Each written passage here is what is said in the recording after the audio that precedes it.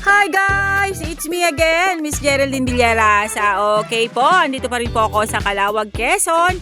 Meron pa rin po akong iba-vlog na property. Siya naman po ay 9.8 hectares along Cemented Road. Okay, nakita nyo naman po kanina yung kalsada.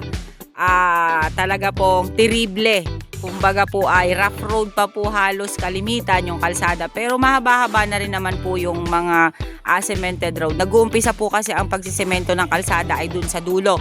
Hindi po dun sa bungad. Ano po? Okay po, eto po 9.8 hectares na to ay along Cemented Road. Then mula po doon sa National Highway ng Calawag, Quezon hanggang dito po sa property is nasa 2 kilometers po ang layo niya. Then, ang source po ng tubig niya ay sapa. Nakita ko na po, nandoon po sa may pagitan po lang yan. Yan. Diyan po sa may pagitan ng bakod na yan. Okay. Left and right po ang property. Tara po at papasukin na po natin ang 9.8 hectares ng Calawag, Quezon. Dito po muna tayo sa kabilang side na are. Ayan. Diyan po sa kabila ng kawayan na yan. Kasi diyan po yung start ng property. Medyo po siya pa-slope. Ano po? Ayan, pa-slope po ang property na to. Itong side na to. Pero napakarami po niyang nyog. Ang nyog po niya ay nasa 2,000 kapuno. Ayan, ano po? Then, ayan. Mahogany ang hardwood dyan. Then, eto kawayan. Then, eto po yung kabilang side naman. Ayan, ang aking mga pogi ay mga napapagod na dahil maghapon na po kaming umiikot. Ayan, napakarami po niyang nyog, oh. Ha? Ayan, medyo po talaga siya pa-slope yung property pero napaka-productive po ng area. Ano po?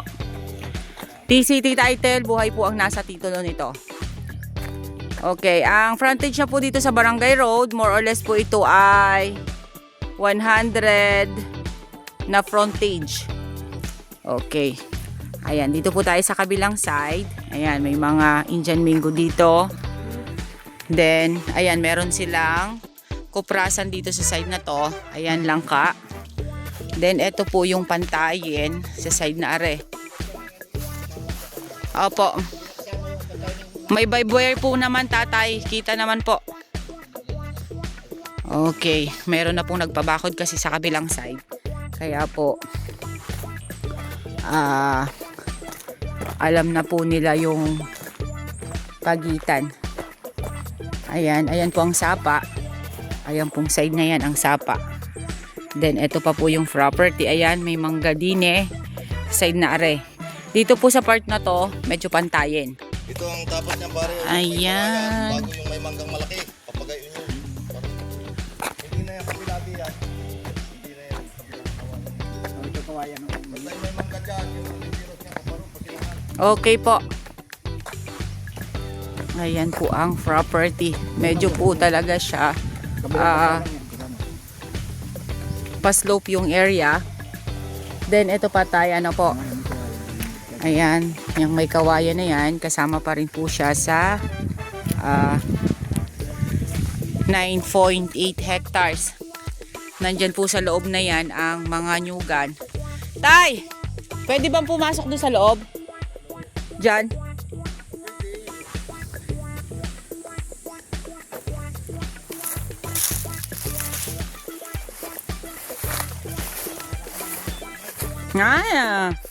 Malinis naman eh.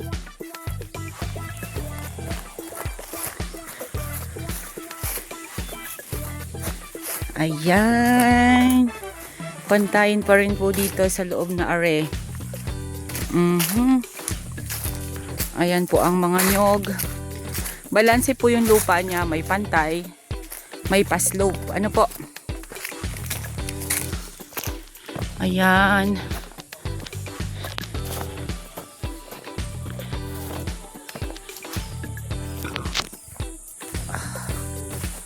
Ganda po ng area, oh. Oh.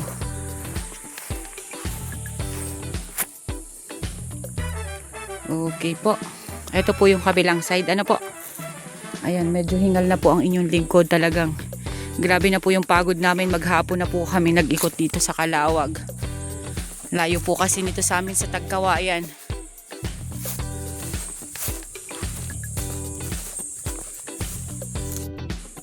Ayan po ang mga nyog. Napakarami po niyang nyog, oh. Nandito po sa side na to ang pinakang malawak. Kumbaga ang kalawakan po nung kulang-kulang 10 hektarya.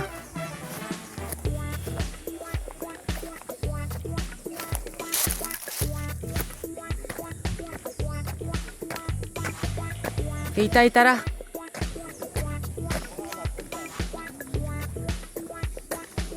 Ayan, ito naman po yung lindurosan dito sa kabilang side. Ano po?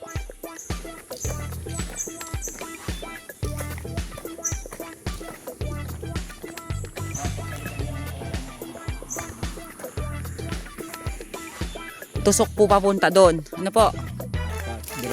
Ayan. Medyo po talaga siya slope yung property. Ano po? Basta po yung property is left and right. Ayan. Ito po yung end. Dito po. Then dumiretso na po yan papunta doon. Ano po? Ang price po nito is 6.5 million. Kayo na lang pong bahala at tumawad kay seller kung sakasakali pong magustuhan nyo po yung area. Pero masasabi ko po sa inyo, productive po yung property. Maganda po yung area along Cemented Road. Then nasa 2,000 kapuno yung nyog. Yun nga lang po, medyo po siya pa-slope. Pero mas maganda po yung pa-slope ang property. Ano po, kasi nga po, kapag ka nagtanim kayo, pag umulan, bumababa po ang tubig. Hindi po siya mai-stack doon sa mga puno ng itatanim nyo. Hindi siya mabubulok. Pababa po ang tubig. Then pag nagkopras naman po ng nyog, isang half baba lang po ang mga nyog na yan. Dito lang po sa ibaba na yan. Ayan, may pili pa rin po dyan sa side na yan.